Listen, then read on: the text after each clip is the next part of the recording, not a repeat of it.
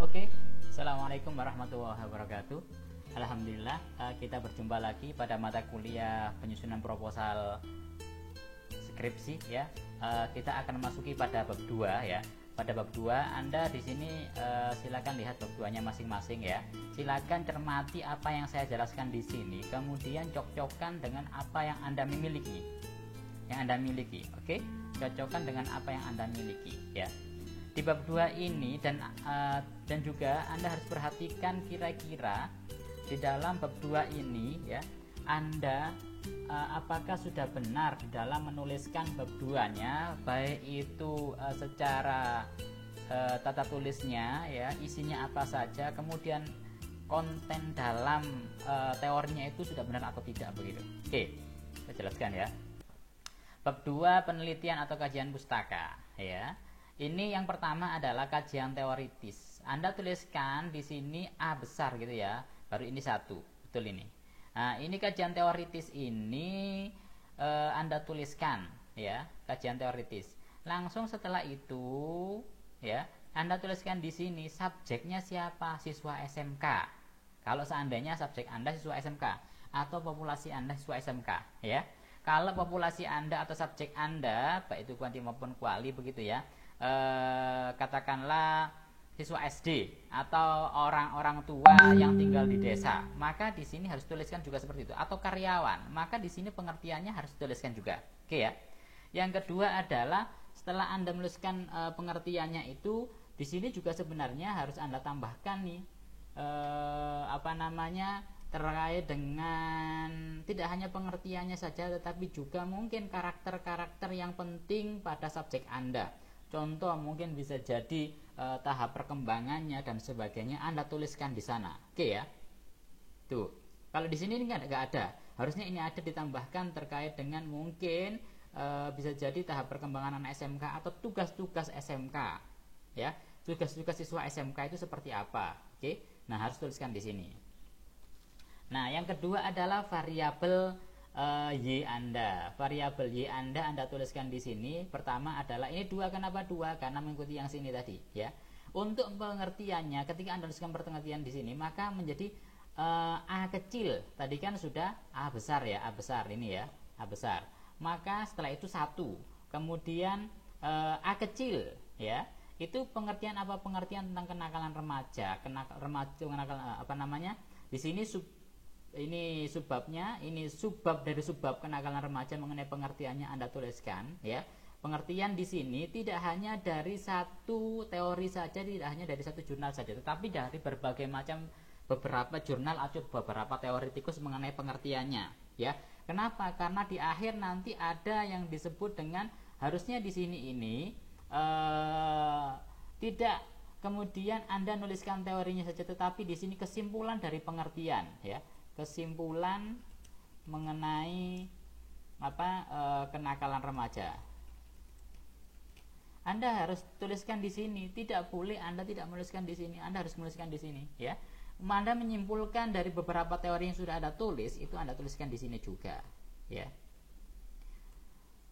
Tujuannya untuk apa? Tujuannya adalah untuk melakukan sebuah review dari pengertian beberapa pengertian dari tokoh-tokoh tersebut. Maka dari itu ketika Anda menuliskan pengertiannya dari pengertian variabel tersebut, Anda tidak boleh hanya dari satu tokoh saja, tetapi dari beberapa tokoh. Maka konsepnya ketika Anda melihat atau men-tracer sebuah jurnal begitu ya, maka usahakan jurnal tersebut itu diambil dari beberapa jurnal, tidak hanya satu jurnal saja.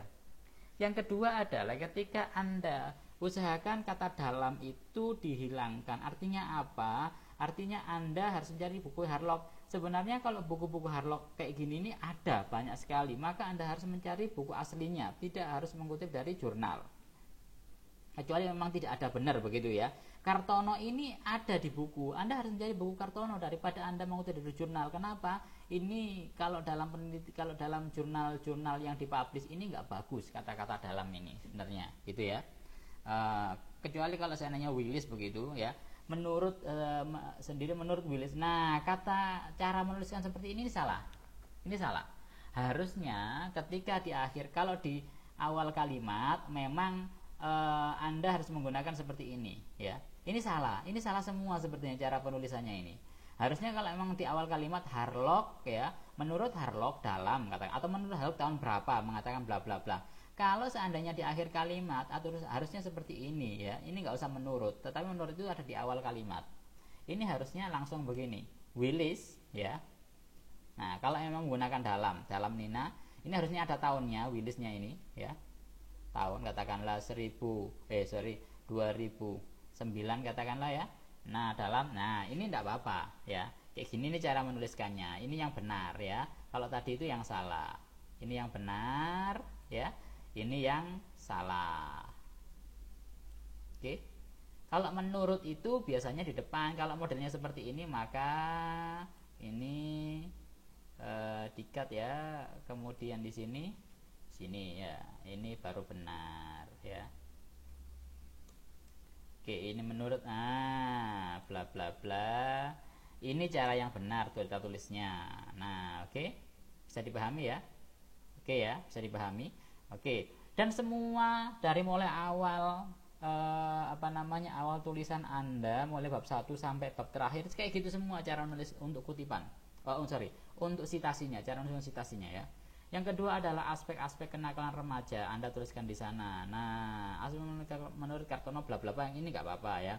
Namun sebenarnya kalau memang Kartono, ini saya sarankan kalau buku bahasa Indonesia cari bukunya, cari di Google mengenai Kartono, mengenai teori tersebut. Jangan Anda menulis dalam, mengurangi kata dalam ya, karena itu nggak bagus juga. Setelah Anda menuliskan aspeknya, baru faktor-faktornya ya, semua seperti itu ya. Pertama adalah pengertiannya, kedua adalah aspek, ketiga adalah faktor-faktornya. Ingat, di dalam definisi teoritis itu yang pertama adalah apa? Pengertiannya, yang kedua adalah aspeknya, dan yang ketiga adalah faktor-faktornya. Jika Anda nggak menemukan aspek, mungkin bisa Anda ganti dengan dimensi atau menggunakan ciri-ciri barangkali ya. Apa bedanya antara dimensi aspek dengan faktor? Kalau aspek itu sesuatu yang ada dalam diri orang tersebut, kalau faktor itu adalah sesuatu yang di luar orang tersebut yang dapat mempengaruhi orang tersebut, ya. Ya. Oke. Nah, kemudian ini pola asuh pengertiannya juga seperti itu. Ini ada beberapa hal yang mungkin masih salah. Nah, kajian empiris ini, ingat kajian empiris itu Anda harus tuliskan mengenai penelitiannya dari siapa, tahunnya berapa. Katakanlah 2006. Tahunnya berapa? Ini penting untuk Anda tuliskan untuk tahun itu ya, untuk tahun itu. Dan Anda menuliskan nama belakangnya saja tanpa nama depan. Oke? Ya. Anda tuliskan judulnya, Anda tuliskan isinya, mungkin ini abstraknya barangkali Anda bisa masukkan di sini ya, boleh, tidak apa-apa. Namun ingat satu variabel itu minimal itu minimal 3 penelitian. Satu variabel, contoh kecerdasan emosi, maka Anda harus mencari 3 penelitian yang lain tentang kecerdasan emosi yang Anda masukkan di kajian empiris begitu ya. Oke. Ya. Di kajian empiris Anda harus masukkan di sana. Kalau di sini hanya ada berapa? Kalau saya lihat di sini ini setiap variabel minimal 3, ini hanya ada mungkin 2 barangkali ya. Ini tidak diperbolehkan ya. Ini. Oke, kajian teoritis itu ingat satu variabel diisi 3 jurnal yang sama yang membahas tentang kecerdasan emosi. Kalau seandainya Anda meneliti dengan 2 variabel, kecerdasan emosi dan spiritualitas, maka kecerdasan emosional itu 3 jurnal, religiusitas juga 3 jurnal begitu. Oke, jadi ada 6 jurnal nantinya. Oke, tuh perhatikan ya, perhatikan. Lebih nggak apa-apa, ya. Kemudian yang selanjutnya adalah itu dulu kita. Oke, selanjutnya itu adalah tentang dinamika hubungan antara variabel. Di sini itu Anda harus tuliskan kayak gini. Dinamika ya, ingat dinamika dikasih kata-kata dinamika hubungan antara pola asuh orang tua permisif dengan kenakalan remaja begini ya, bukan dituliskan dinamika hubungan gitu tok gitu, enggak, kemudian judulnya di bawah ada yang judulnya kayak gini. Ini salah ya, ini salah. Harusnya memang seperti ini. Jadi langsung begitu ya, langsung. Paham? Paham saya rasa. Oke. Yang kedua itu adalah isinya, bahwa isi di dalam dinamika hubungan antar variabel itu yang Anda tuliskan itu mungkin remaja dulu tidak apa-apa, subjek dulu Anda tuliskan dulu ya. Yang kedua adalah variabel apa dulu? Variabel pola asuh orang tua permisif dulu. Artinya apa? Ini variabel variabel X dulu ya. Anda tuliskan variabel X-nya seperti apa pada remaja tersebut gitu ya. Selanjutnya Anda tuliskan, setelah Anda tuliskan ini coba saya berikan seperti ini gambaran biar lebih enak. Saya beri catatan begitu ya. Saya besarkan saja di sini, mungkin tulisannya bisa jadi saya kasih 14, oke. Yang pertama itu adalah bisa Anda tuliskan subjeknya dulu. Subjeknya dulu. Selanjutnya adalah variabel X. Ingat ya, variabel X dulu, jangan Y dulu, X dulu ya. Bisa jadi pengertiannya, pengertian dan aspek ya. Variabel X pada subjek ya. Kemudian bagaimana pengaruhnya variabel X ini terhadap variabel Y. Oke. Gimana cara menuliskan pengaruhnya? Bisa Anda lakukan dengan mengaitkan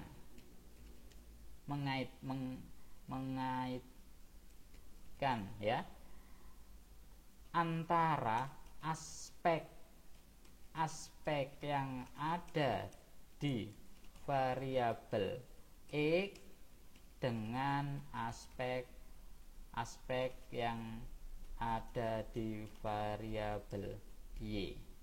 Oke, sorry ini tipe ya. Aspek-aspek di variabel Y. Nah, keterkaitan itu Anda tuliskan di sini. Bisa jadi per paragraf itu katakanlah aspek pertama untuk aspek pertama pada variabel Y. Contoh kayak gini. Kalau ini sudah benar, alhamdulillah. Contoh pola ini kan ya, hubungan permisif tinggi. Ya. Pola asuh indifferent, pola asuh indifferent ya. Pola asuh indifferent itu merupakan bla bla bla bla bla bla bla. Ternyata ini berpengaruh pada orientasi seorang anak menjadi tinggi. Kemudian emosinya menjadi emosi yang tinggi. Kenapa? Nah, Anda jelaskan di sana ya.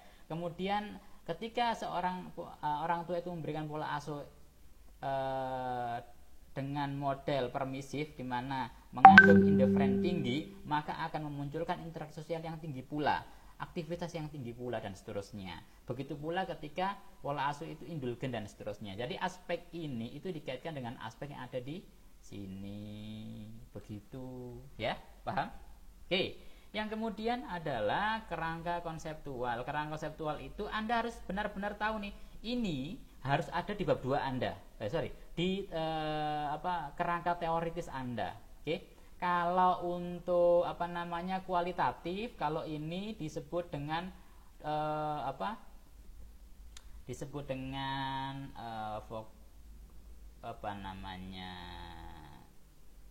kajian teoritis atau apa ya. Coba nanti dilihat untuk yang kualitatif juga seperti itu sama. Ini dinamika hubungan antar variabel gitu ya.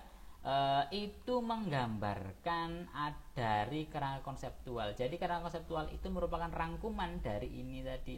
Kerangka konseptualmu nggak sama dengan ceritamu di atas, maka ini mungkin nggak jadi seperti ini. Oke? Harus sama. Aspek-aspek ini diambil dari mana? Dari kerangka teoritis tadi bab 2 di bab 2 ini ya.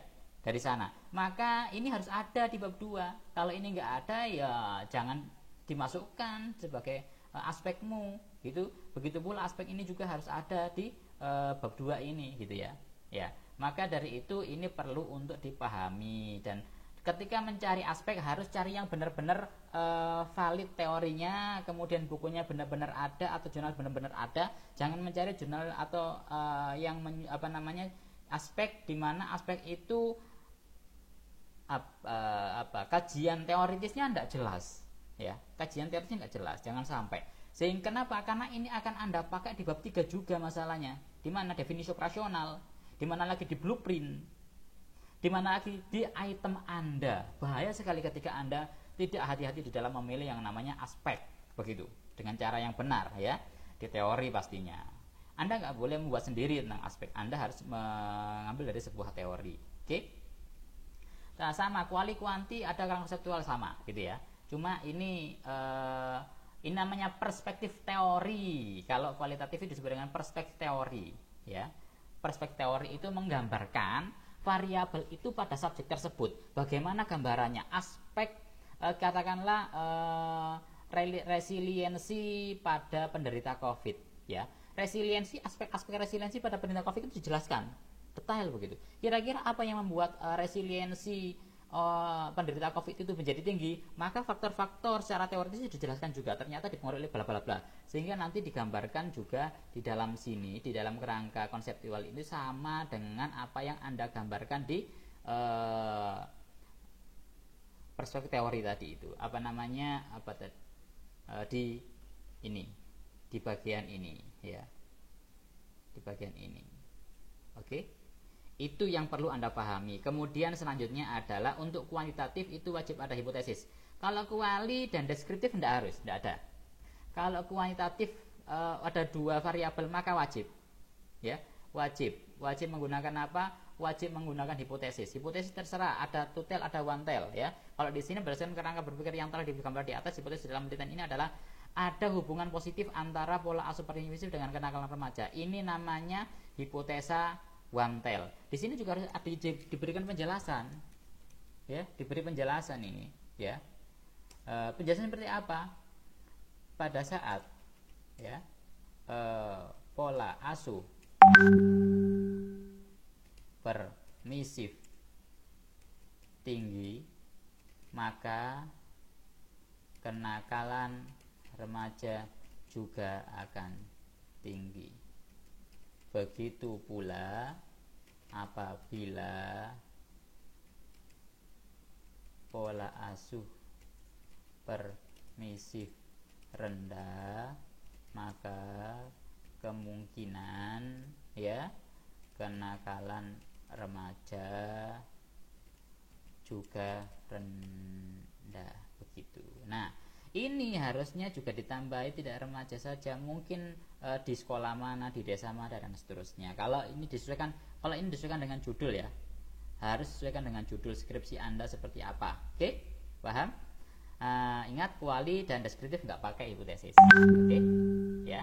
Cuma di sini kajiannya. Yang terpenting itu di sini banyak yang salah di dinamika hubungan antar variabel, itu banyak yang salah. Kurang detail di dalam menjelaskan hubungan dinamika antar variabel begitu. Oke, bisa dipahami? Oke, terima kasih. Wassalamualaikum warahmatullahi wabarakatuh. Next kita akan bertemu pada untuk bab 3.